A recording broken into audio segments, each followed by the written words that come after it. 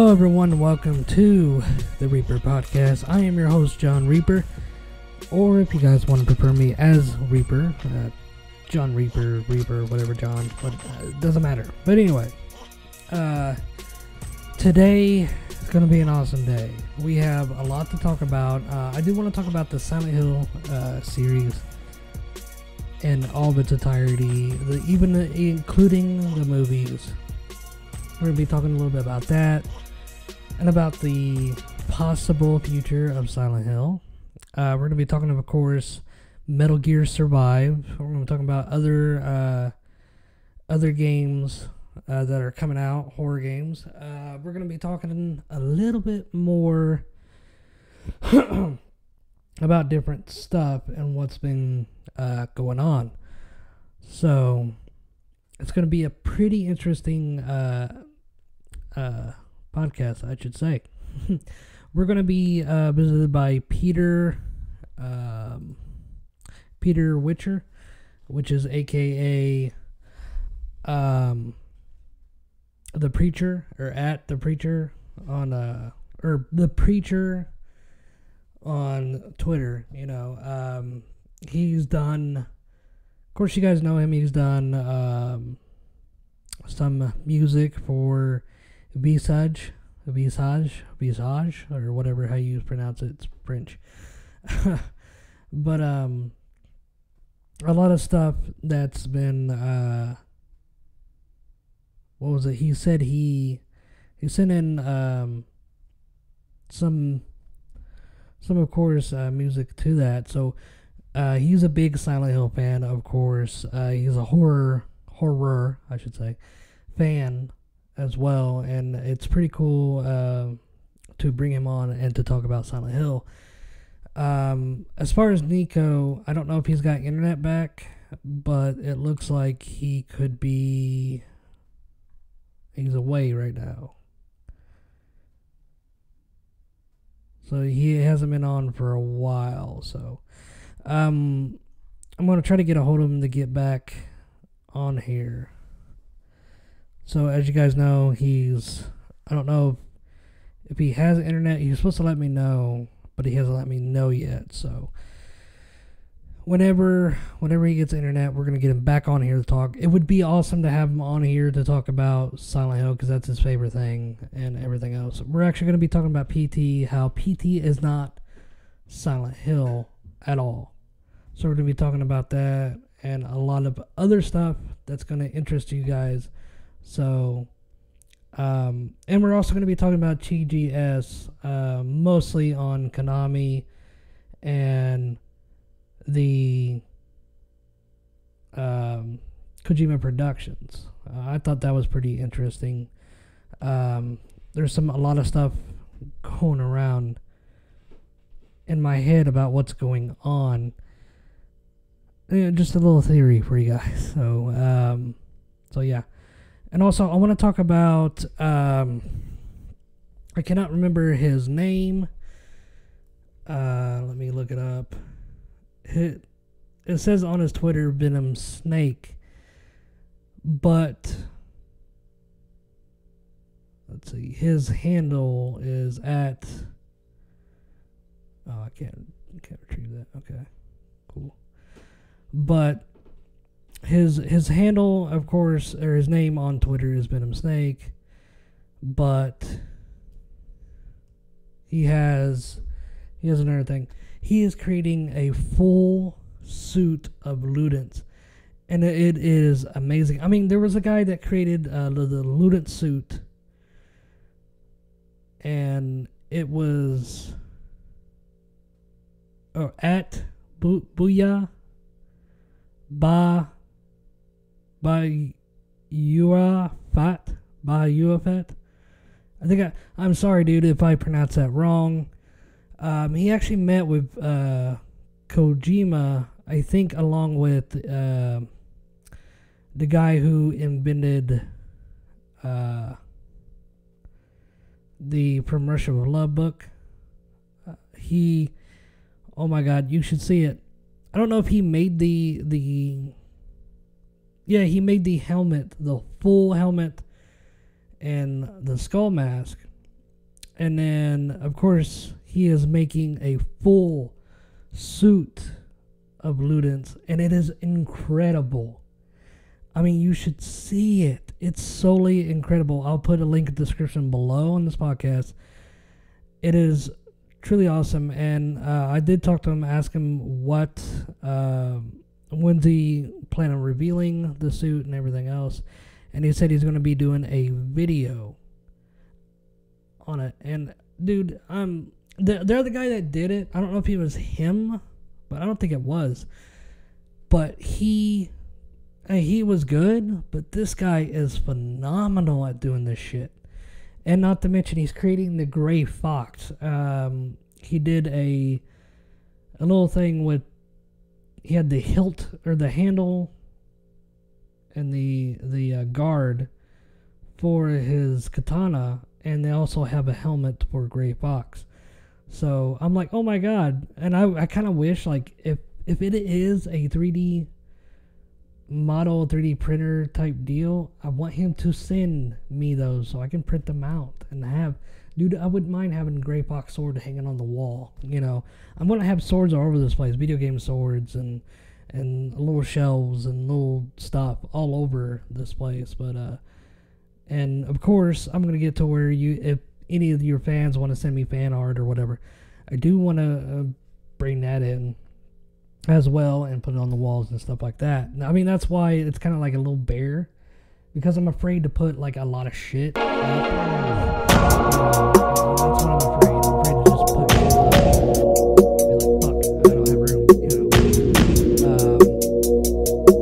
Yeah, but anyway, we're going to be going right back.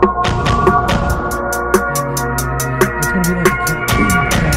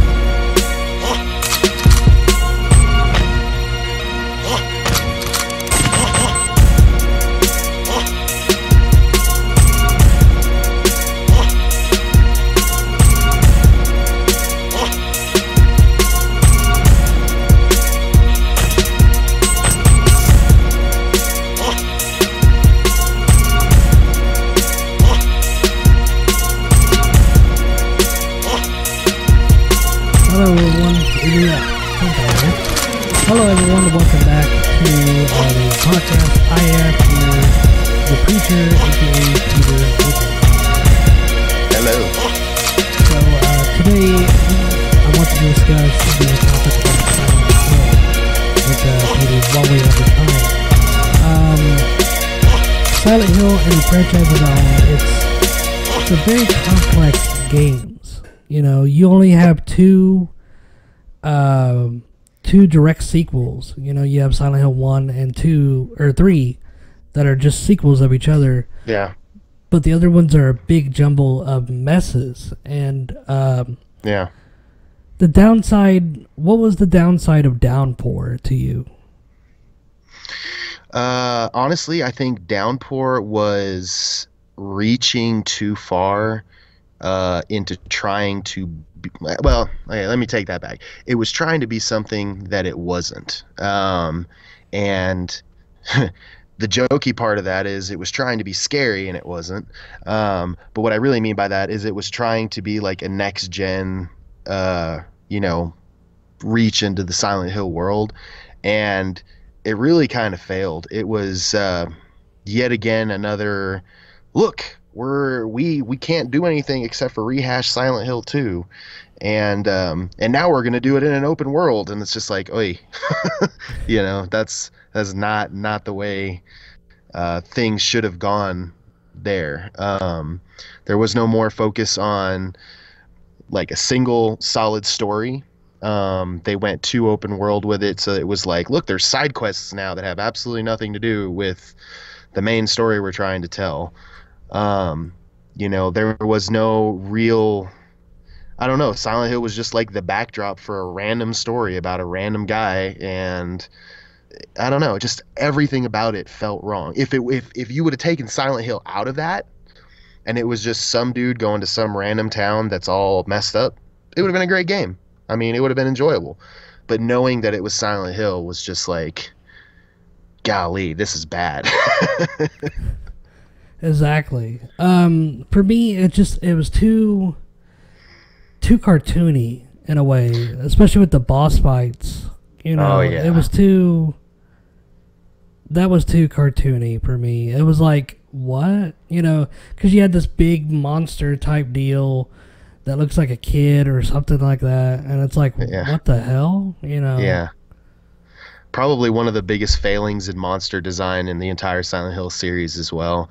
I mean, honestly, the only saving grace of that game to me was the score. The score was actually pretty decent, and then I also really enjoyed how they would take like random songs from like other bands and like have that playing on the radio. Like I thought that was really cool because for me, Silent Hill has always been like a big part of Silent Hill has been the music. You know, the music has to be there, and this was the first Silent Hill without Yamaoka involved. So I was like, ooh, how are they going to handle that? And you know, I think they did a really, really great job. It was just gameplay wasn't there, story wasn't there, monster design was fucking terrible. You know, even the puzzles were just like childish almost. I mean, like my 2-year-old could figure these things out, you know?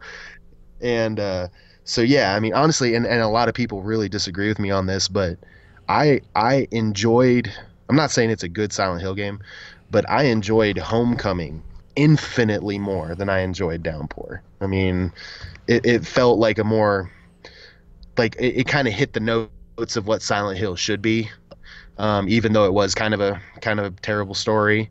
But it had everything else, you know, like the town looked good, the graphics were for the time okay, you know, good monster design, good boss fights, not really that many puzzles, which kind of a fail there, but you know, like Homecoming was a better game. It definitely focused more on the overt horror that you would get in Silent Hill than Downpour, which was again just trying to be like, oh, we're so cerebral and psychological, and then I'm like, no, you're just Tom Hewlett being a huge failure.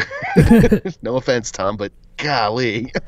But I mean, like Homecoming actually did a decent job, especially with the twist. I mean, the first, second, and third Silent Hill had a twist at the end. Like Right. they relieved a little bit at a time, but not as much. But then when you get to the end, it's like, holy shit! You know, I didn't Yeah. really realize that's what happened. And at the end of Homecoming, you realize, holy fuck, that happened. You know, I Yep. mean, look at Silent Hill 4.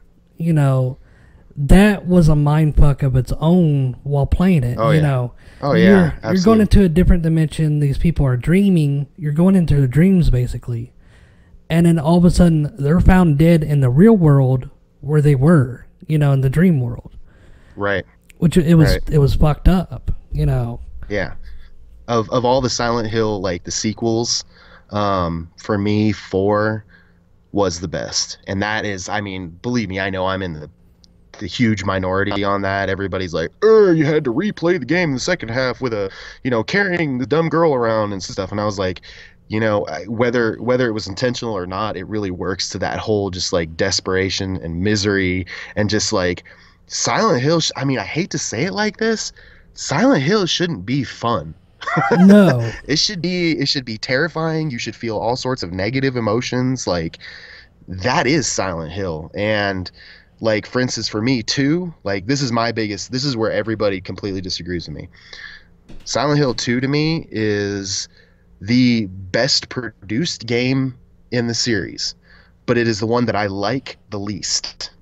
I really, I mean, no coming downpour. I don't, you know, of the first 4 original Team Silent games, Silent Hill 2 is my least favorite, and it's because they went so psychological with it, and they took away all of the things that I was like, this is what makes Silent Hill Silent Hill. This is supposed to be scary as fuck, and it wasn't. Like it just wasn't. It was like, oh, I James is just an asshole. I mean, Yeah, I he's just mean, an asshole who murdered his wife, and then he's kind of wandering through this foggy town, and it's just, there's a monster here every now and again, and you know, it was just boring. Like to me, it was really boring. And where three was kind of like the action set piece of the first four games. It was much more like a horror action game. I felt at least. Really, only four was to me like a really good follow up to the first Silent Hill game, where it was like there was a story that followed all the way through. You didn't get caught in all this random extra stuff, and it made you feel miserable playing it. Like you really did. You're just like, wow. Like even the first person controls when you're in the apartment, they're terrible, you know. And it's good because it makes you just like struggle, and I don't know, just like Silent Hill should make you feel not great. yeah, you this should know make you feel like, I really don't want to play this. This is kind of right, like I feel like I have to, but I don't want to. But like, now the movies aspect. I mean, the movies at first I kind of liked them, but then when I hmm actually dove into the Silent Hill lore and all that, I fucking hate the movies because the the whole what's his name? Damn it, Harry. Harry was too feminine. So we decided to make him a woman. What? How in the fuck was Harry feminine? He was a what? kick-ass motherfucker, man. I'm going to go Yeah, into the strange town I mean he full of was monsters to find my daughter. How in the fuck is that feminine? exactly, he was a true father, which is, he was a single father, trying to save his daughter, his adoptive daughter on top of all that, which is just like that's an extra level of love that he's putting in to go after this girl. And then I can't remember the name of the director off the top of my head right now, but I know it was a French guy. And oh, we're going to make him feminine. I'm like, dude, I kind of want to punch you right now. Don't get me wrong, like the visual aspect of the movies, or at least the first film, they nailed it. It was great. But the story was just it was like someone was dragging my IQ through broken glass. Just felt dumber watching it, you know? Yeah. And then the whole pyramid thing, it's like you never really got why they did that with Pyramid until so many years later, the second movie comes out, and it's, oh, Pyramid Head is the guardian of Alyssa. It's like, hmm why didn't you fucking elaborate that on the first fucking movie? Which Where, which ultimately that's also a failed, you know, use of Pyramid Head, because Pyramid Head is James's manifestation from two. And don't get me yeah, wrong, I think Pyramid Head's cool. Like as a monster, Masahiro did an amazing job. It's cool design. It's a very weird like manifestation of James's psyche. It's awesome, but it belongs in Silent Hill 2. It doesn't belong anywhere else. I mean, in Silent Hill 3, you don't see Pyramid Head, you see Valtiel, who is really more the protector of Alessa, And yeah, I don't know if you've seen any of Ragnarok's videos. If you haven't, go watch him. All of his Monsters of the Week videos are freaking amazing. But he makes the connection where it's Valtiel really is kind of Pyramid Head, just without the metal pyramid on his head. really. um, but it's just that representation of the protector of Alessa. And there is kind of a being that manifests in different ways, but that being's main responsibility is kind of being the protector of Alessa. And so that's why, to me, in the movies, I'm like, Pyramid Head just doesn't need to be here. And then, of course, you get to, we're in the era of the Resident Evil films, and homie's Uh, horrible 3D slow motion fights between the monsters, and then you get that in the second Silent Hill movie where it's Pyramid Head versus Razor Lady, whoever the fuck yeah, that is. And it was just like this slow, we're trying to do 3D shots of knives coming at the screen, and I'm like, this is not Silent Hill. I'm sorry. This is taking those characters and putting them into a different genre of filmmaking, which is more action than than horror, which is what it's supposed to be. I mean, people don't get horror anymore. Everybody No. just expects it to be like, horror is there's a monster and then the main character gets a big gun and goes and shoots it. And that's action. That's not horror. Yeah. Horror is you can't beat this. You're That fucked. that's more like You know? Evil Dead shit, you know. Yeah, Ash exactly. just walking in there going, hey you, get some, and then Yeah. and then blowing shit up. Horror is like Halloween, where in every single fucking movie Michael Myers is alive and you cannot beat him no matter what. Yes. Exactly. And Exactly. what speaking of Halloween, I'm gonna divert a little bit. What do you feel about Jamie Lee Curtis coming back for the new Halloween reboot? I think it's man, I'm so on the fringe of horror where I'm just like horror really just doesn't tickle the right shit for me anymore.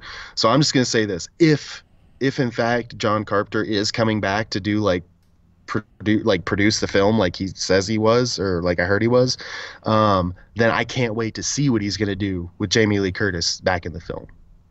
I think it'll be great because I love Jamie Lee Curtis as an actress. I think she's fantastic. She's really funny. She just hits the notes really right. In fact, one of my favorite Halloween films is H2O, which Oh yeah. is roundly hated as a shitty Halloween movie, and it is.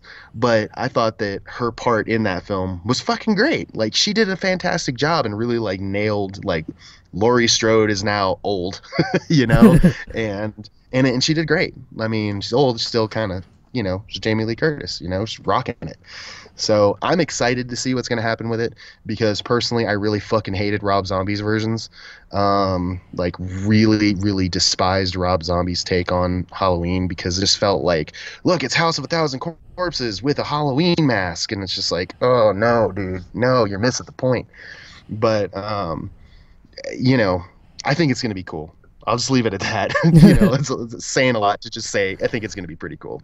Oh yeah, I cannot wait because I'm a big, of course, horror fan. I've watched horror movies since I was 2, and I grew up. The only thing that gets me of horror movies is arachnophobia. Oh, I God. fucking hate that movie because now in my mindset, all spiders are fucking smart and are out to destroy humanity. Amen. I'm right there with you on that one. My dad fucking scarred me with that film. My mother scarred me with that film, and like, I mean, like, when you really think, I mean, like, I walked out on the porch one time in my front door, and I have these 2 ledges on either side. There were 2 big motherfucking spiders on either side, and I'm like, oh, hell no. They're already starting? No. I went and got my shit and sprayed the fuck out of them.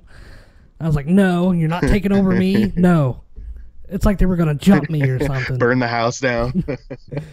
Give me a fucking lighter and a spray can, Let me go all Solid Snake on you, And, love it. But, like, it's just any other, like, everybody jumps, and it's, with me, I'm sitting there laughing, going, yeah, like Friday the 13th, the new remake, when they murder people. Yeah. I'm like, yes, everybody's going, oh my God. And it's like, no, this shit is awesome, And, yeah. It's just finding the humor in the horror. Yeah. And it's like, nobody gets, like, why does he go after the people that have sex? Because in the original 80s or 70s or whenever, they were supposed to be the cock blocker movies, meaning if you are a teenager and you go have sex, some psychopath is going to come up and kill you, Right. And that's what I like about older horror movies is because, like, you see the teenagers having sex, you see a couple boobies, and then boom, they're dead, Arachnophobia like kind of got me with the like the visceral primal like phobia of spiders, it got me with that. But really, like, I'll say this, like, mainstream horror I watch because it's comedy to me. Like, people don't get that, and people look at me and they're like, you're fucking weird for laughing at this, and I'm like, yeah, but it's funny. Like, you have to really see the humor in it. But on the tail end of that, So I used to work in a movie theater, and I was a projectionist, and I got to screen Takashi Shimizu's Ju-on the Grudge, the Ooh. first one, or the first theatrical one, because I know there's like two direct to video ones, but the first theatrical one. And there's this one scene near the end where, you hear Kayako like kind of at the top of the stairs, like you hear her shuffling around, and then all of a sudden you just see her lean her head ass like over a little bit and just look down the stairs. I mean, I was frozen in my seat. Like that terrified me because it was something that really touched on that, like that spiritual level of fear of you cannot get away from this. Like even with your slashers, like, Jason and, Freddy and Michael Myers, people like that. And of course, there's the whole new generation of slashers. I can't like the Hatchet guy and all the other ones. There's still like there's a way to stop them. You may not be able to kill them, but you can stop them. That's the whole point. Is at the end of the movie you've stopped them and at least made them go away for a little while. With like Asian horror, especially getting into um, the Yurei, the black haired ghost in the white kimono, the kind of standard style, Yeah. like The Ring and all that. It's something that it has transcended stopping. You know what I'm saying? Like it's gonna keep coming no matter what you do, and there will always be a new victim, and it will always get that victim, and as soon as it gets that victim, there's gonna be another victim, and it's just not gonna stop. That to me is terrifying. It's probably why I fell in love with PD so much when it came out. Was just this like, man, you are fucked. You are Yes. so fucked. And there's not. And if you look back at, kind of bringing it back to the Silent Hill thing, you look at the original Silent Hill game, that's what it was about. You were fucked. You cannot do anything about what is happening to you other than just go with it. You know what I'm saying? Like you just go with it. And I think that was the sensibility of Team Silent, kind of having a Japanese take on a, Western style of horror. Where yeah, you had guns, yeah, you could fight these monsters, but the overall evil of the town, the thing that was really driving it, you're screwed. There's nothing you can do about it. I mean, even at the end, obviously there's different endings, but at the end, even in the best situation, you're still kind of left with a sour taste in your mouth going, that doesn't feel right.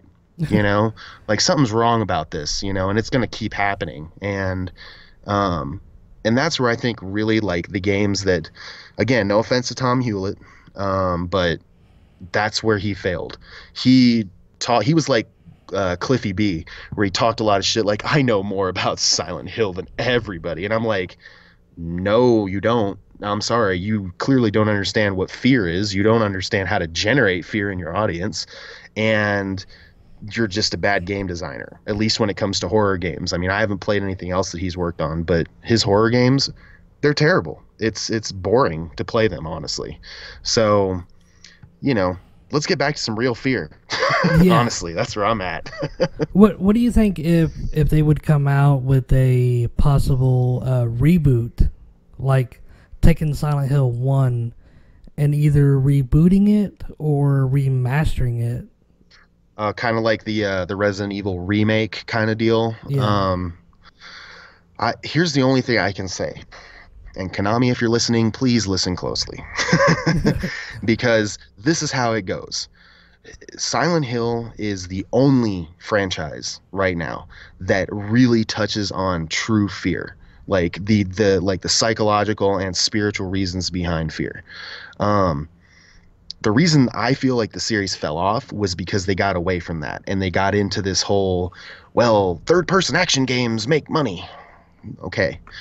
Don't make it about the money. Make it about scaring the shit out of people. Make it about making people want to put the game down, because then that's going to develop, maybe not instantly, maybe you won't make your money back today, but it's going to develop a cult following, just like the original Silent Hill games have, where years and years and years and years and years later, people still, it's kind of like, the ghost stories you tell around the campfire, like, God, you remember that one part in the original Silent Hill when you were going through the hospital and you walk in this room and nothing happens, and as soon as you go towards the door, there's this loud freaking noise and it scares the shit out of you. Yeah. Those stories. Yeah. So if they want to make a new game which I hope they are, and I have every full confidence that they will, um, put it in the hands of a Japanese developer who understands Japanese fear. And I know that may sound a little racist. I mean it like that. What I mean it is more as like their understanding of how fear works, as compared to the American, well, we can just get a gun and shoot it, um, that needs to be the core of it. It needs to be scary as shit before anything else. And then on top of that, yes, it needs to have state of the art graphics. It needs to have fantastic music, because Silent Hill is all about the music. I'm sorry, but it really is all about the music in those games. And the puzzles should be laid out the way that they were in the originals, where it's, if you're playing it on easy, there's just a simple solution to the puzzle. If you're playing it on normal, it's a little more cerebral. And then if you're playing it on hard or like nightmare mode, suddenly you're like, going online and trying to crack open Shakespeare to try to figure this shit out. Like, that's how it should be. The style that they've gone to in I call it the fetch puzzles, where it's like, you need 4 pieces of this, run to these 4 areas of the map and fetch these 4 things, and then you can open this door. That's just, it's boring. Yeah. It's not scary. It's more scary that you're stuck in this one room with a locked door in front of you, and you're trying to like read passages from these books and trying to piece together what the puzzles are. That just adds to the tension, the overall everything. And yeah, so you want to know what I think? I think they should really make it scary as shit, and that should be the number one focus. And then everything else should be, let's make it the highest quality possible, in reference to the original games. Exactly. I agree 100%. Especially with Siren, dude. When you play Siren, that game is scary as fuck. And then when I played the original Resident Evil and then Resident Evil 2 and then 3, those 3 games to me were scary as fuck. I don't know why, but it just was. I mean, when the PS3 came out, of course, it had backwards capability. So I was playing the Resident Evil, either 1 or 2. I think it was 1. It was in a mansion, of course, in the woods. Well, I was babysitting my grandfather's house. He was away on business. And his house is like in the woods, like in a pit. So, and he has this 2 doors right there, and that goes outside, and it's like darkness, and then there's woods, and the TV is right there. So when you're walking up there and you can see outside, you feel like a zombie is gonna crash through the glass, because you're playing this Resident Evil game in a mansion surrounded by woods, which is where you are. Yeah, right. it creates that suspense and horror. Everything it's going to happen, but still it's going to catch you off guard. Absolutely. Yeah, absolutely. I think I'll be completely honest. For me, the first 3 Resident Evil games, I like Remake enough. I enjoy it, but there's just something about those old polygon graphics that it's just scary as fuck. I don't know. It always has gotten me. But I will tell you the truth. Like, I played a lot of Resident Evil before I ever touched Silent Hill. I played through the first 2 Resident Evil games. And then Resident Evil 2 specifically, like, I've put so many hours into that game. Learned all the secrets, played Agent the Hunk mini game, I got all the way to the Tofu mini game. Like, did all of them.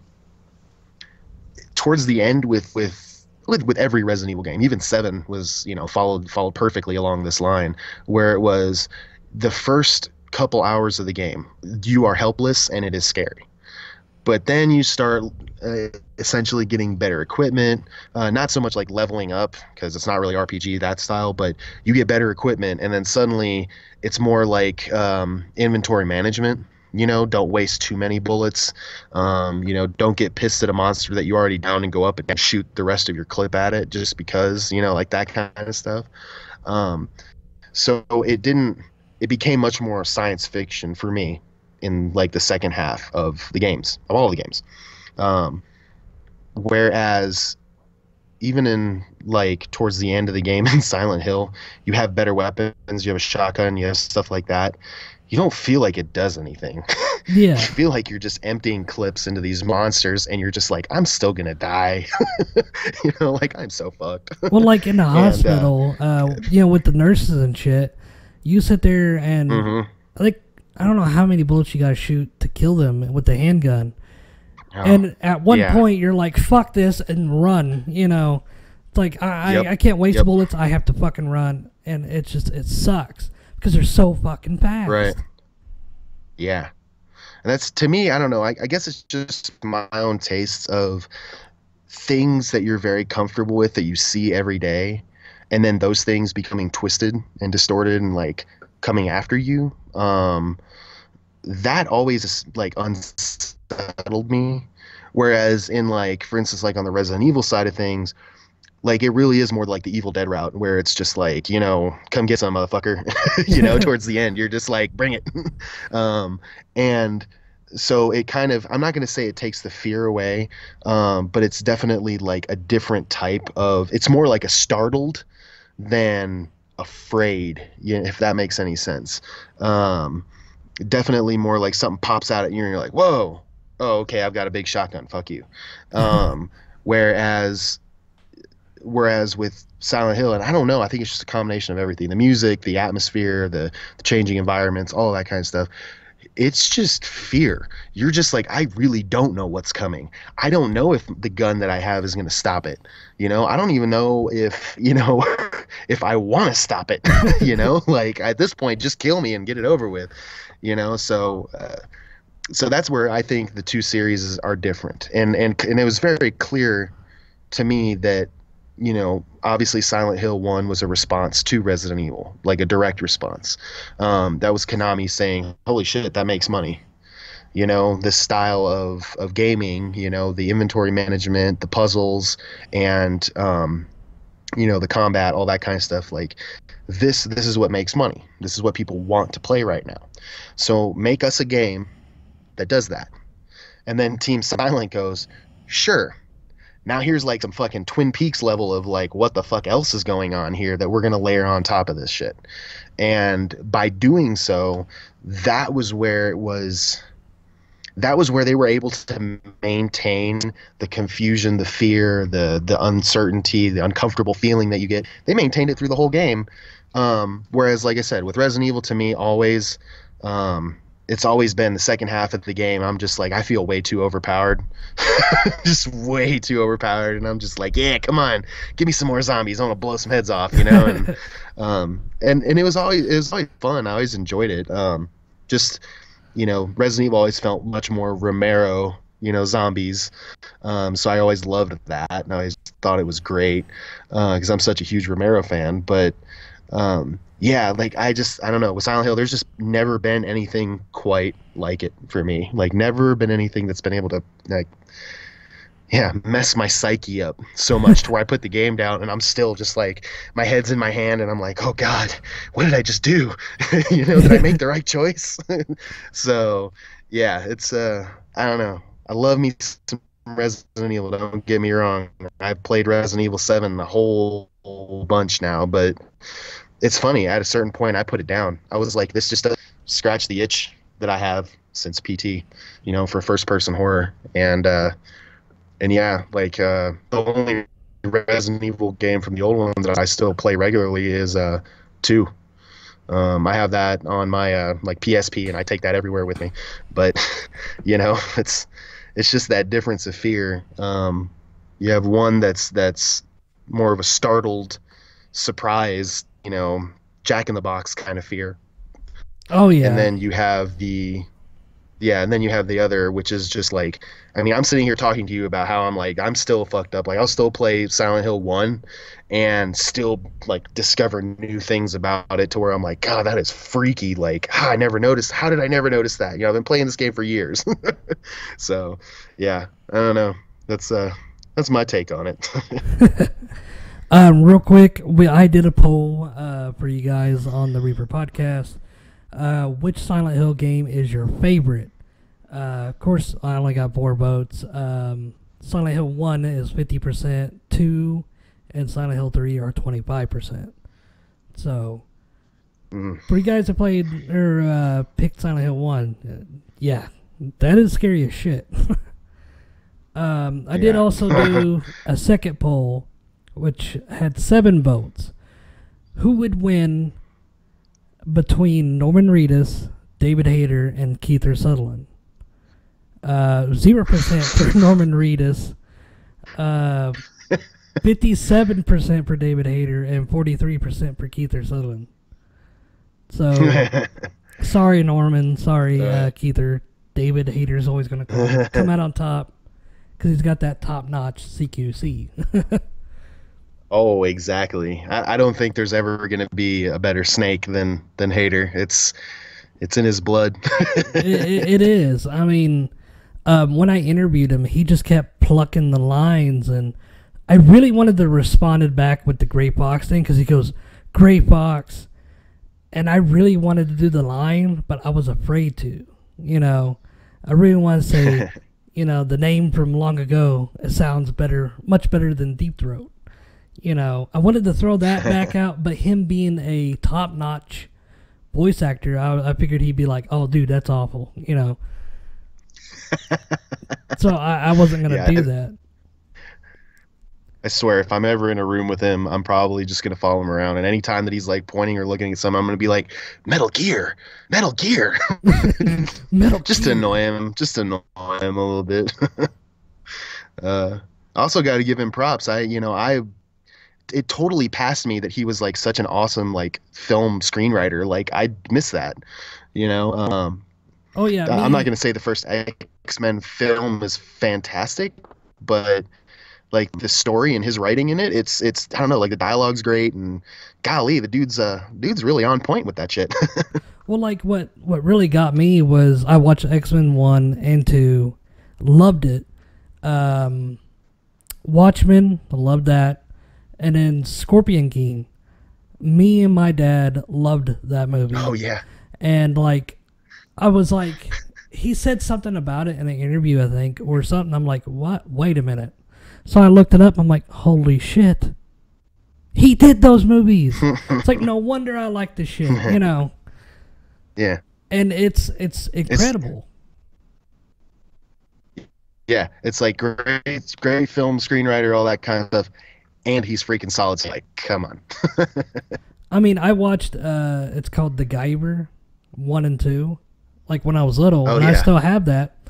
And then, like, I was watching him. I was rewatching him the other day, and I watched 2, and I'm like, that voice sounds familiar when he did the monologue. And then when I saw him, I'm like, no, wait, that's David Hayter. Wait a minute, David Hayter's in Guyver 2? And then it just blew my mind, you know. And then, like, I looked up a bunch of shit he's done. He actually wrote the script for the new Voltron movie coming up. Oh, wow. So he couldn't really talk much about that, and he met with Escape from L.A. and New York director James Cameron. I want to say no, John Carpenter. John Carpenter. I get those two mixed up. Yeah. John Carpenter, and I asked him, you know, is there anything coming out between that? And he goes, yeah, but I can't talk about that right now. So I'm like, okay, you know, because I seen that, and there's a lot of stuff. He's been meeting with people. He actually met with the director for Guyver, the guy who did Guyver, and he said they're talking about number 3. Oh, cool. That it's gonna happen, and he goes, the way I want it to be is like I'd be, you know, Daddy Guyver, you know. Or I would father in a new Guyver, you know. I was like, yeah, that would be awesome, you know. Yeah. That's cool. So I can't wait for that. Also, I've actually tweeted him, and I am very serious about this. If I ever do get to meet David Hayter, I'm buying the most potent beer on this planet. It's called Snake's Venom. Oh, yeah, yeah. It's the most... what was it? The most alcoholish Like beer. highest alcohol. Yeah, Yeah, highest alcohol content. Yeah. I thought that was appropriate. So, he liked it, and I know, since he liked it, I have to buy it if we meet up. So, I'm gonna be buying it, and I'll probably get smashed on like one drink. I'll probably be like, "I love you, man." And they'll probably look up, and the snake boys get up. Oh man, yeah, it's just crazy to me that he's in between both worlds so like so well, like being a creative mind himself, as a writer, and then allowing Kojima to kind of take his voice and create such an amazing character with it is just it's just such a cool dude. Oh yeah, I mean, especially on the codec, he talked about what was it? The time where he used the voice, for certain stuff in public, and I was like, oh, to be that awesome to, Yep. to get people to freak out on you, holy shit, Yeah. the snake, we better stop, Oh yeah. But he's a great guy, down to earth guy. When he came before we recorded, he came on and he was like, "Dude, I like your mascot. There's a skull. That's awesome," And I don't think he realized the hand, because he said bloody skull, and I'm like, "Where is there blood?" And Yeah, I'm he's like, thinking the hand. I was like, I think he don't get the hand, But I mean, great guy, and what the hell? Oh, shut up, phone. Okay. Okay, that was fucked up. It said look up James. What? That's what it said. Oh, that's weird. We're not talking about Silent Hill no more, dude.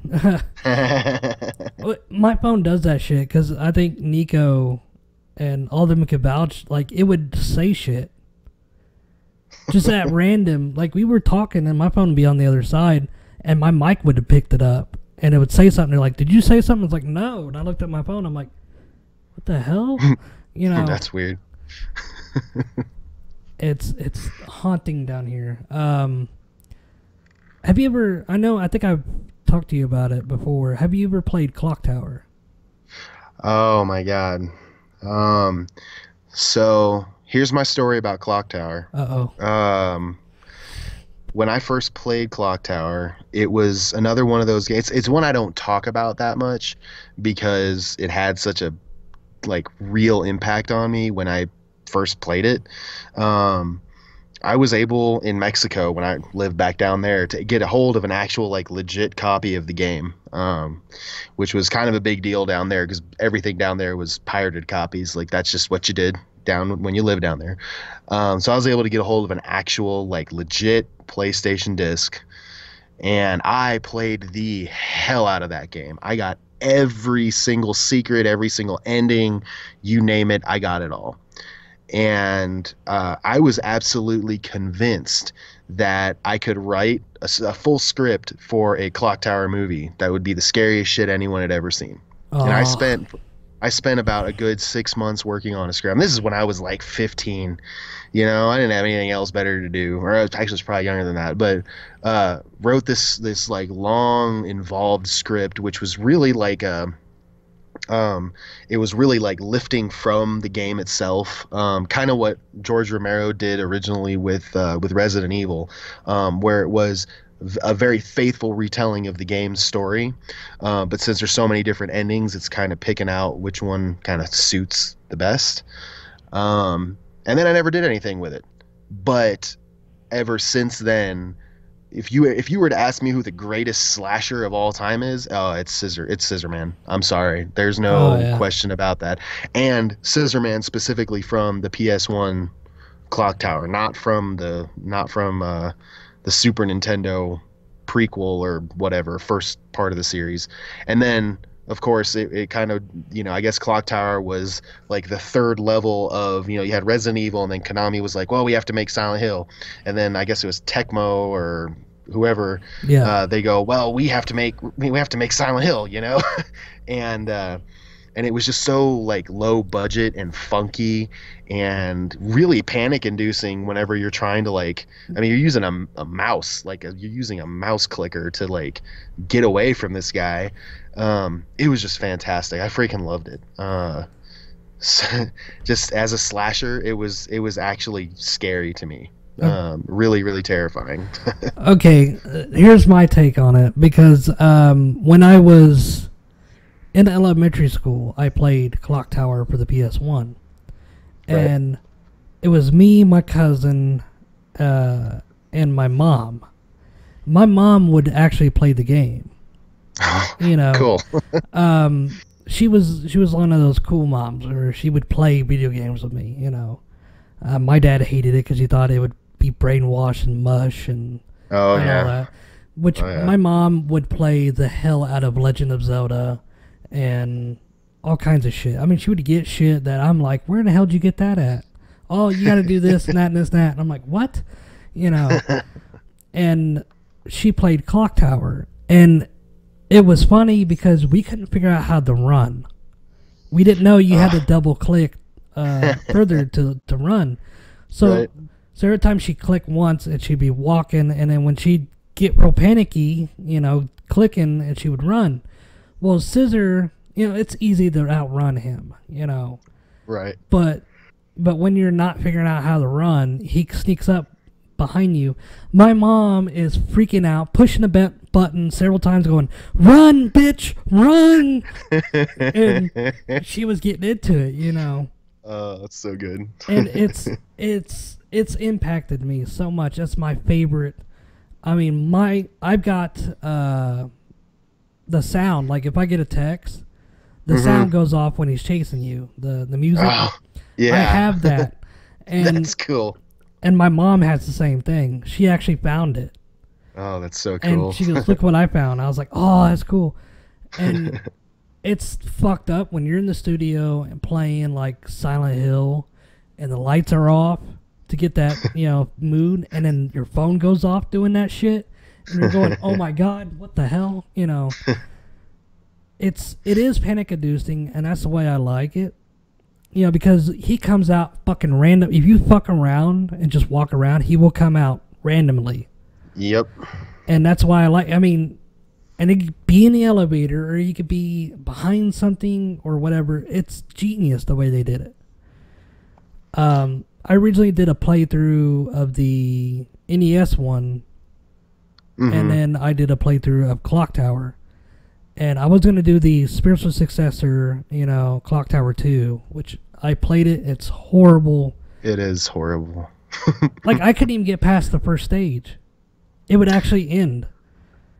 I actually bought a pirated copy of that, and there was a glitch in it, so you could play the entire first stage, but as soon as you beat it, the thing would freaking freeze.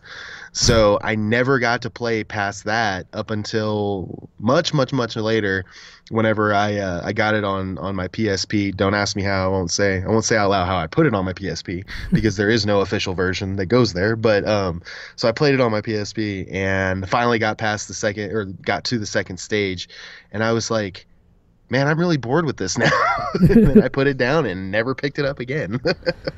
Well, like, I mean, if you actually go on the eBay, those discs are like $100 and something or $200 now. Yep. And it's like, wow, you know. And did you know it was actually based off of a movie? Oh, really? Yeah. Okay, this is going to blow your fucking mind. Because it's based off the movie, the Jennifer girl. Okay, have you seen Labyrinth? Yeah. Uh-huh. Okay, it's the same main character in that is the same main character in this one. Which is what Jennifer is based off of. Weird. The likeness and everything. And it actually has a slasher element with the guy with a pair of scissors killing girls in a boarding school. Oh, shit. You know, and of course, go figure, you know, she was in the Labyrinth, David Bowie, Metal Gear, Hideo, you know. Uh-huh. Oh, yeah. So that to me is kind of weird. Yeah. It's like with the what do they call it? The 6 degrees of separation or whatever. Yeah. Yeah. It's really freaky. I'm like, wait a minute, she's that girl, you know. I was like, holy crap. And it looks great. I'll have to send you the link of what it was. Please do, Uh, because I want to watch that now. it's awesome, dude. It's a brilliant, I think it's a supernatural horror movie too. Oh, It's like a sweet. slasher slash supernatural, Um, I didn't, have you played 3? Clock Tower Yeah, 3? I played like a little bit of it. I actually ended up also playing, I guess it was Haunting Grounds, the one that was like the spiritual successor of that one. Um, Never really got into them. In fact, if there was one other game besides the original like Silent Hill 1 that I want to see like a true like remake of, because don't get me wrong, I want a new Silent Hill, but I also want like the Resident Evil style remake of Silent Hill 1. I want that too. I know I'm really spoiled and a whiny little brat and I'm like, "Give me everything." But Gimme. yeah, I want that too. But if there was any one single other game besides the original Silent Hill that I want to see a solid, well done remake of, it's Clock Tower for PS1. Like, Oh, yeah. give me please. I would literally play the shit out of that. I will buy every edition on every console. Just make it. And true fact here, they weren't going to make that. Really. They were going to stick with the one, and that was it for the Super Nintendo. But Oh then, man. but then everybody's like, "You got to make this." And they're like, "Fine, we'll make a second one." That's why it's kind of like convoluted and all that. And they made a Yeah. novelization to it too Oh, that no shit. elaborated that Edward or the girl, Yeah. shit, what's her name that kept Edward, Oh, his guardian or whatever. like guardian or tutor or whatever. I can't remember her name, but yeah. It was actually in the novelization that she was actually infatuated with him. She was like sexually drawn to him, Whoa. and I think they did shit too. I'm not for sure, and that the photographer, was the photographer and the police chief, or not police chief, but her guardian, Jennifer's guardian. Uh-huh. They both Helen. had perversions towards Jennifer. Oh yeah, that actually kind of comes across a little bit in the game itself. I think uh there's one line in the game where it's like something like well, that's what happens when you live together for so long or something like that, and it's just like this really weird line that comes out of nowhere and you're like, "Wait, are they like together or like, whoa, what's going on here?" So yeah, I mean that it kind of comes across in the game, but it's one of those you have to kind of read into to get. But yeah, And she's supposed to be like 15, yeah, 15 yeah, or 14 or which is something like yeah, and then her guardian's like in her 20s, like mid 20s, and it's like that's just that's illegal in most states. that. Yeah. But I've looked up on this, and they were actually going to make a movie for this, and the posters looked awful, Yeah, and yeah. I don't know. I think it's in dead water now. It is. It's I know which one you're talking about. Yeah, and I'm also, like I said, I'm a little nerdy when it comes to Clock Tower. It's kind of like my guilty pleasure of horror games, because most slashers I'm usually like, oh, this is just hilarious, and that one actually scared the shit out of me. So I did a lot of research on it, found out about the movie, saw the posters, and was just like, kind of secretly on the inside, I'm like, man, I wish they would have used my script because it actually followed the fucking game, one of those things. So it's like, this is just, please don't make this. I don't want you to ruin my childhood. No, the way they did Resident Evil was just horrible. And all the other games. The only games I saw or that were movies is Mortal Kombat, the first one. Yeah, original Mortal Kombat is a fantastic film, even though it's cheesy. Still a great Yeah, movie. still a great movie. I love it because it's the only thing. Even Assassin's Creed, they kind of failed on that one. It's Oh like, God. come on. Which I'm hoping Roberts does a good job on Metal Gear. I'm really scared. No, and I'm gonna tell you something. I tweeted this out to him a while back. And it was like out of the blue. I was just like, I'd been having this thought all day long because I watched Skull Island, right? And I watched Skull Island with the mentality of, okay, ignore the monsters, okay? pay attention to like the interpersonal relationships between all of the characters. And of course, I've read that there's like people are like, well, these characters aren't developed, and I'm like, yeah, it's an ensemble cast. But in those scenes uh where you're kind of requiring that wit, that quick responses, and just good relationship between the characters, so they really feel like they have been around each other and like were in the Vietnam War together. I tweeted out to Jordan, I was like, shit, if Kong Skull Island is any indication, like any indication at all of what's coming with the Metal Gear Solid movie, then the Metal Gear Solid movie will probably end up being the first video game film that will actually honestly deserve an Oscar. And I mean that simply because he pays attention to pacing and dialogue in a way that I was really surprised by, because most monster movies, it's not about pacing and dialogue. It's about like, how can we, get this exposition to go as fast as possible to watch the monsters fight, Yeah.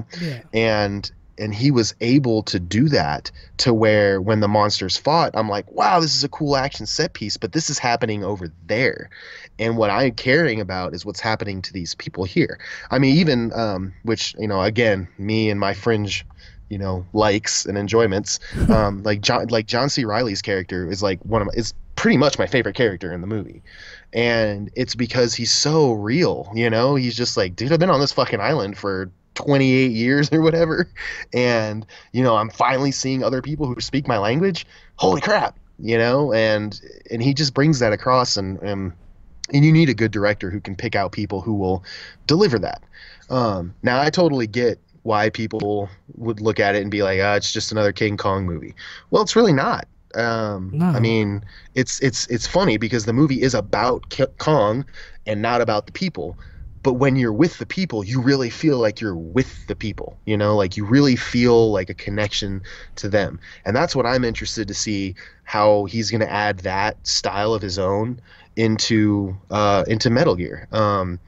If you've had a chance, and I highly recommend it if you haven't watched it yet, he did a TED Talk, and I don't know if you saw, he was like tweeting out about that a while back, which is funny to me. He really didn't tweet a whole lot about it. He just, like, I think there was like 2 tweets that he sent out about it. But it's like some about the creative cliff and bringing vulnerability back to your art, something like that. I'm probably butchering that. But the talk itself, wow. Like, this is the guy who gets it, because Metal Gear isn't supposed to be an action film, even though it is action. There are supernatural elements. There are big robots. It's very anime, influenced. You want someone who's going to make you feel for the characters. Exactly. And we don't even know what characters are going to be. I mean, he's already said it's probably going to, jump timelines and do all sorts of crazy shit.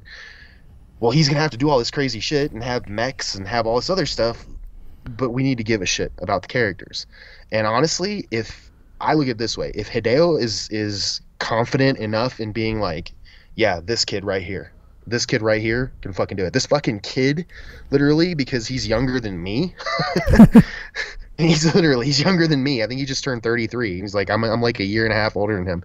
So I'm like, if Hideo can be like, this kid gets it, then I'm 100% behind it. I'm like, I have no doubt in my mind that it's going to be fucking amazing. And especially knowing that he already does have the chops to deal with like a large budget, large ensemble, picking good actors, making sure that they get along well, all that kind of stuff.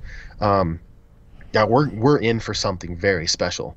It's not going to be a video game movie. You're not going to feel the video game in the movie. He's not going to make it like that at all. He's going to make it grander than that, which is, a real, just like a film, like a straight up film. And definitely probably going to have some artsy, film student stylings in a major budget motion picture, which is, I always love seeing that when directors can do that. So don't be afraid.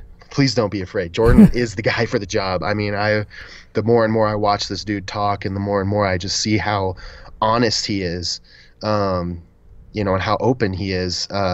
Yeah, he's the guy that needs to tackle this. It doesn't need to be some fucking big budget director. Like, Jesus Christ, keep what's his face? What's the guy behind the Resident Evil movies? Why is my brain failing right now? I can't remember his name. That guy. The same guy who Keep him. did Mortal Kombat. Yeah, same guy who did Mortal Kombat. Keep him the fuck away from this shit. You know, like keep anybody who's like, okay, well it's the video game, but we're gonna change it to make it more film. No, keep them away. Keep them the fuck away Yeah. because Jordan gets that whole like vulnerability stuff. I mean, I've been watching what he's been tweeting the last 2 days, and it's literally been like his history. He's like, this is the shit that I did before I was in film. Like I was a golf caddy. I worked at Church's Chicken. You know, I was broke and overdrawn in my bank account. Like he's just like, no, really go for it if it's your passion. And it's been really good for me because of what I want to do in the future. So I'm like, all right, fuck it. You know, I'm broke too, but I'm going to keep Exactly. at it. I'm going to keep doing this because it's what I love. And I know that if I continue putting my heart into what I love, it's just going to bring me to where I want to be.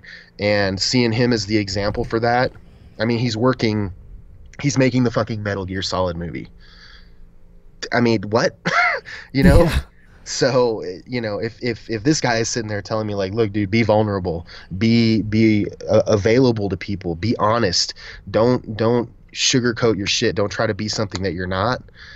I'm gonna listen to that guy, and whenever he puts out that, like I said, that Metal Gear Solid movie that we're all waiting on, I'm gonna be first in line to see that shit over and over and over and over.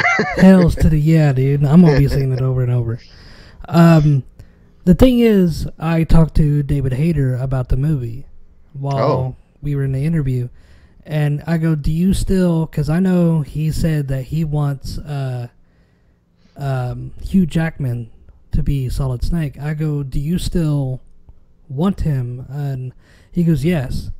And he actually hasn't seen anything Robert's done, and he was looking him up as he was doing it, and he goes, "Yes, I do. I would vouch for um, Hugh."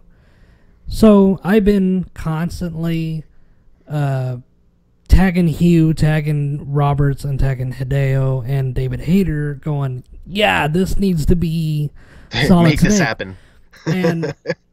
And like, you know, David Hayward would like it every single time.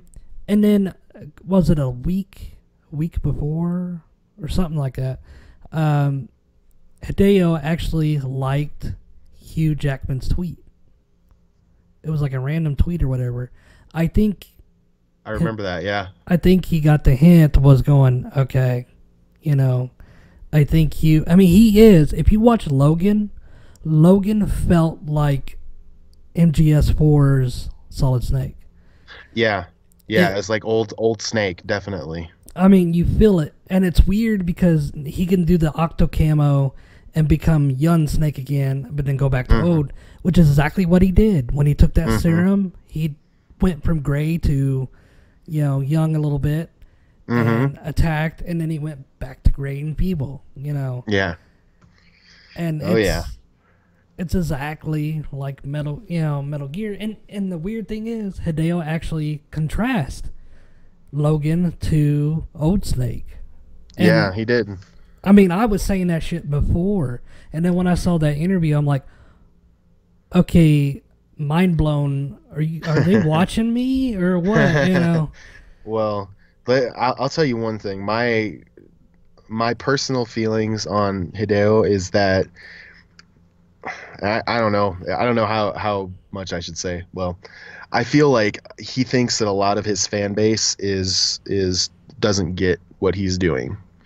Um, but he is looking for people amongst his fan base who do get it and who are in their own lives trying to maybe emulate that, or at least, you know, that they have that same type of mindset with their own work, whatever work that, you know, they do, you know, like in your case, you know, doing voice acting, the YouTube thing, all that kind of stuff.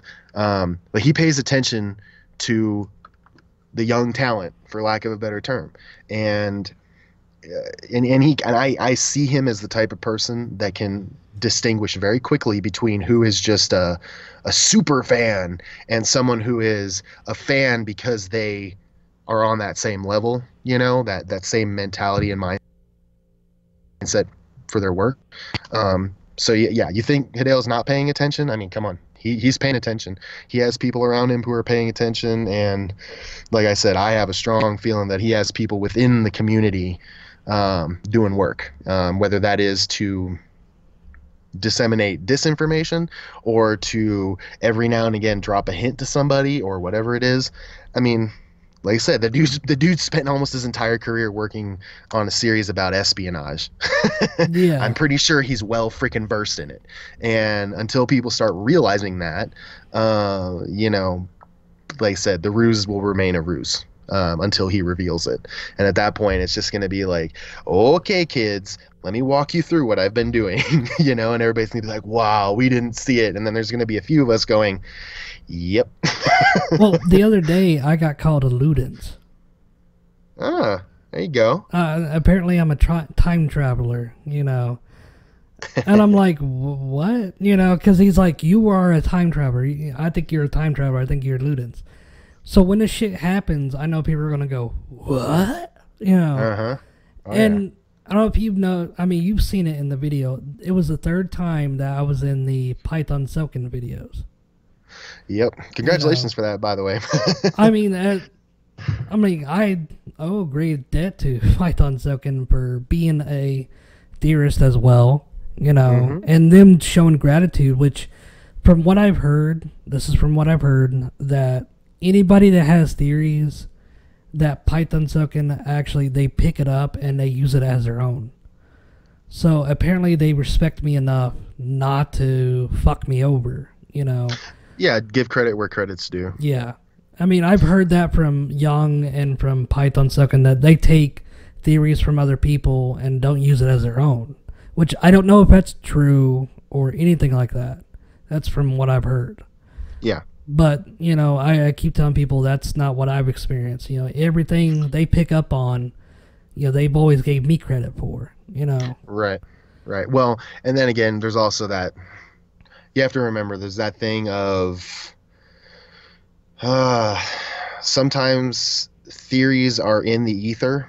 And yeah, a certain person or group of people may be the originator of that theory, but then the way those people interact with the rest of the community, you know, the theory just gets broken down. Maybe there's, you know, disagreements, whatever. Let's just leave it at that.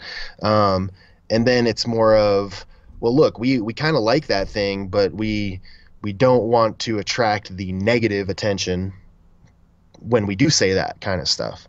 So, you know, I don't know if it's a, I think what you're getting at is it's not like necessarily like a willful, like, well, we're just going to steal theories from people. Like, it's more of a, you know, let's mention that, let's bring it up as a possibility and then just leave it at that. And then the problem being is that since they don't attribute to whoever the group or people were that originally said those words, everybody's like, well, Python Selkin said it first. Well, do your research a little bit more and you'll find out that's not necessarily true. And they're not doing anything that's, you know, bad in any way. I mean, they're not purposely trying to go out and screw people over. You know, I don't see them as that type. Now, I will say, I do see them as being a little bit misled when it comes to the whole DS is Silent Hill thing. But that's just because I don't think they're looking in the right place. But that's all I'm going to say about that right now. Exactly. They need to do their research a little bit more and be like, where else could it be? You know, like, is it, you know, if he's showing us this, but he's not showing us something else that would really give credence to this theory, where else can we look? And, you know, not to they've got some options. He pegged, or they pegged, Survive to PT to DS, and then turn around and say, oh no, DS is Silent Hill. It's like, wait a minute, you can't do that. You can't just, you've already pegged, you've already, you know, done it.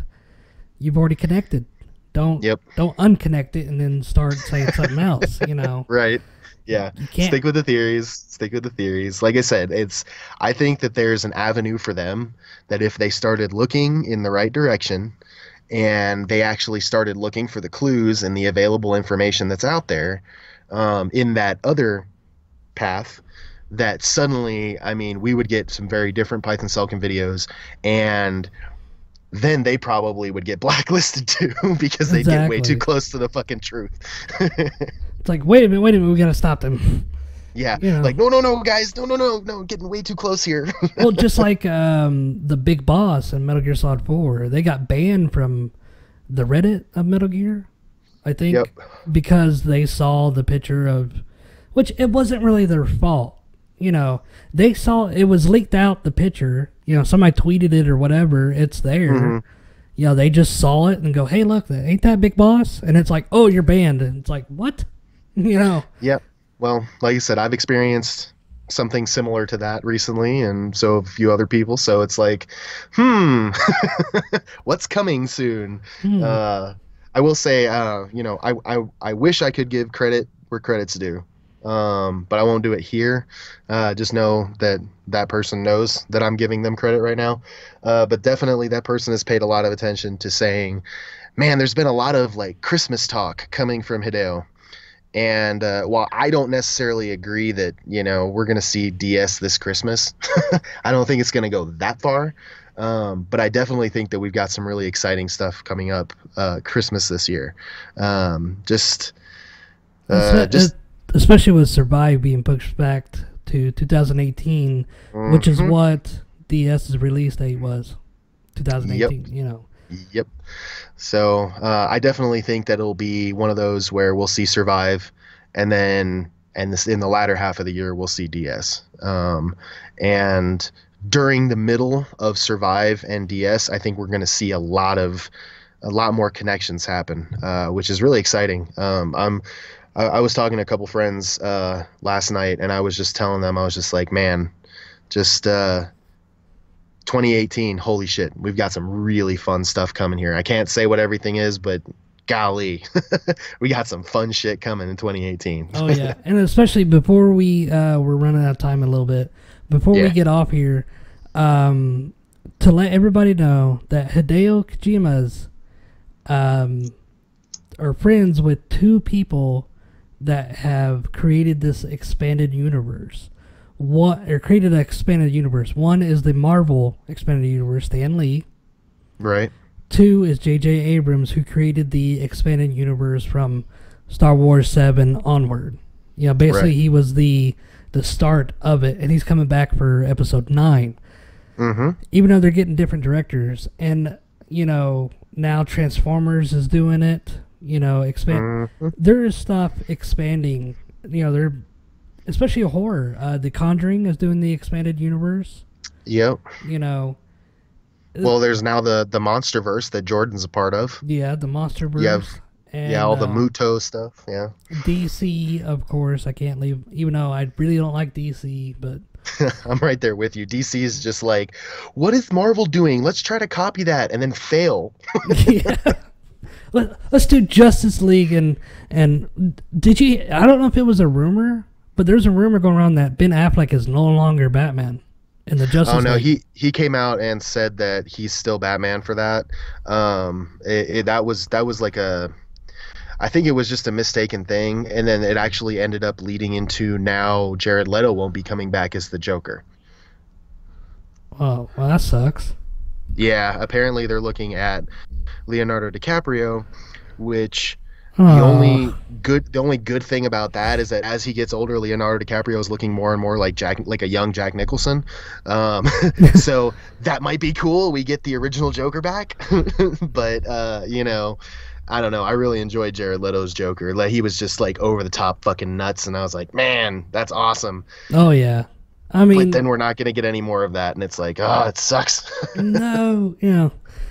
But hey, man, it's an honor to have you back on here to talk Silent Hill and all kinds of this shit with you. I appreciate it, man. It's always fun. But we're gonna end this podcast. I'm gonna put what we talk about down below. I'm gonna put some links for you guys. Please check out Peter on, of course, B-Sidge, because he did some of the music, Yep. and check him out on Twitter. What was it at Peter?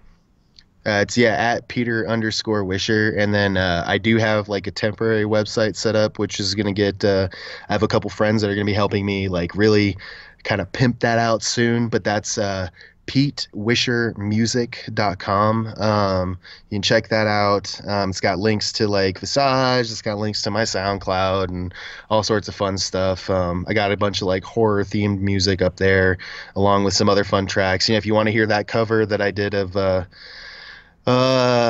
Best Is Yet to Come, that's on there. The 80s cover, as Donna called it. That's up on there. So yeah, you know, a bunch of fun stuff there.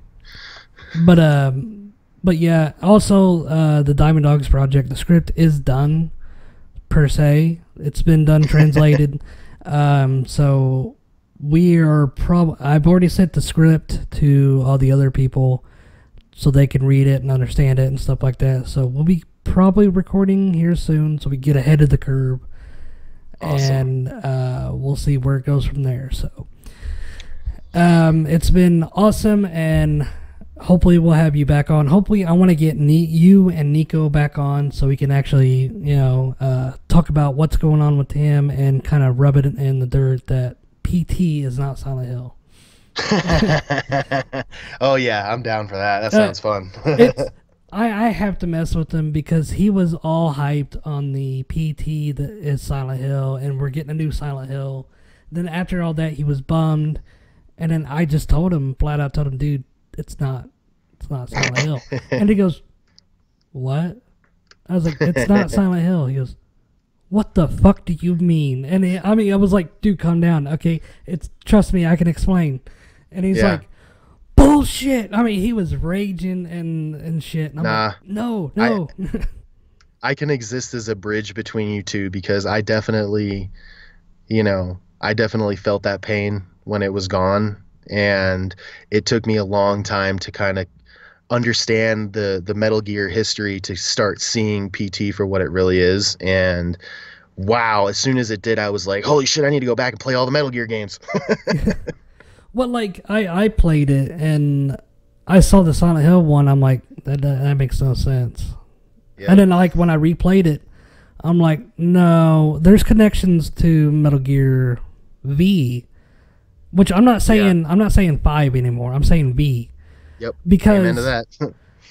because I went from saying V first, and then I went to 5 because Hideo said it and everybody else said it. But the thing is, if you look on the tweet Hideo said, and you look at what they're doing now with Survive, they're hashtagging #MGV. Mm-hmm. Why are they doing V when it's supposed to be Survive? Mm-hmm. There's something weird going on there. Absolutely. You know, and honestly, I believe it's a add-on to MGS5 or V, because there's no physical, or they never said there was a physical or digital copy. Mm-hmm. So I think they're going to add it on somehow. And not to mention, there was somebody pulled it out of the DC code for Definitive Experience. Mm-hmm. There is a DLC that's blank. Oh. It's just completely blank, and I think that's Survive. Huh. Because they've asked Robert Peeler about it when he was community manager, and he goes, I have no idea what this is.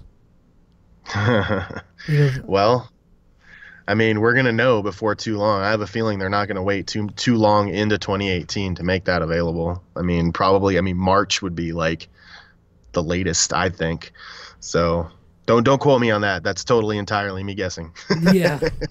I mean, it'd be kind of cool if it was January, you know? Yeah, right? Yeah. You know, January comes around and it's like, oh, by the way, we're releasing Survive. It's like, what? You know? It's definitely going to give us something to play while we're waiting on DS, that's for sure. and how much you want to bet they'll make it free? Now, if that happens, I'll probably shit my pants. Yeah, because it's like, oh, by the way, it's on Definitive Experience for free. Here you go. Because did they ever say a price for it? Nope.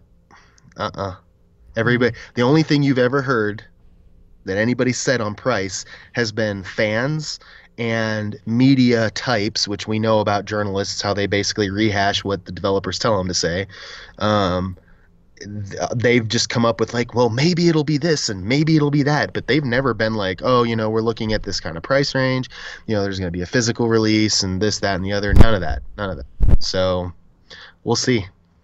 And not to mention the what you call it, the crap, I just lost train of thought. But yeah, I mean, Survive is so secret and so guarded, and not to mention, I think you mentioned it. I thought it was like a error or something. You mentioned it that the last picture they posted about Survive at the booth at TGS, it was blurred.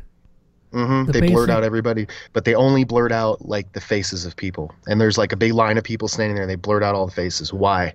Why would they blur that out? Especially on the same day that Hideo posts a picture, or not Hideo himself, but Kojima Productions Twitter posts, essentially a picture of the sign for TGS 2017. And they're there. They have a little booth there selling merchandise, which, they're not showcasing games or anything, but they're there. They have a presence there. So why would you blur out the line of people going to see Survive? Well, just saying. It's just weird. The question is not why, is who. Yeah, there you go. Who are they blurring out? And it's going to come out. I mean, like, it's funny that they've kept secrets with the Phantom Pain, and then people were like, by the way, there's people over there in the Konami corner with Phantom Pain t-shirts. People are just selling them out, and they're trying really hard. And not to mention, that photo, there's like a little herd of a line, and there's nobody around. Do you notice that? I did notice that. It's like it's closed, or it was like in the morning before anybody got there. Yep. So it's like a special showing for somebody. Yeah. I wonder who. Yeah, right. I wonder if Venom Snake was right and Hideo is playing Survive. I'm not gonna. Well, I was gonna say there was no beard on that dude. So unless Hideo decided to randomly shave a beard and then he's gonna wear a fake beard until the real one grows out, it probably was just someone who looked like it. But it's just kind of funny that, it's just kind of funny. It's just weird. That's all. We'll just leave it at just really weird. Yeah, it's weird. He says that yesterday, and then today now there's blurred faces. Yep. Oh man. Well, thank you guys for listening to the Reaper Podcast, and thank you, Peter, for coming on here. Always, man, always. And I will see you guys next time, next week.